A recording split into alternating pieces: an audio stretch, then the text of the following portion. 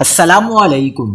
دفاعی نمائش آئیڈیاز 2022 کراچی میں شروع، 64 ممالک اپنی مصنوعات کے ساتھ شریک۔ شہر قائد میں ٹریفک کا نظام درہم برہم، راستے بند۔ کیا آپ حالات حاضرہ سے آگاہی حاصل کرنا چاہتے ہیں؟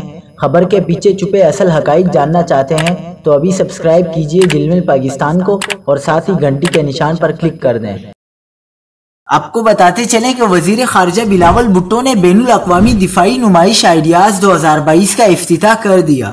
18 نومبر تک جاری رہنے والی 4 روزہ نمائش میں دنیا کے 64 ممالک اپنی مصنوعات کے ساتھ شریک ہیں۔ پاکستان سمیت 51 ممالک کے 285 وفود بھی شریک ہو رہے ہیں۔ نمائش میں آسٹریلیا، رومانیہ اور ہنگری پہلی مرتبہ شریک ہوں گے۔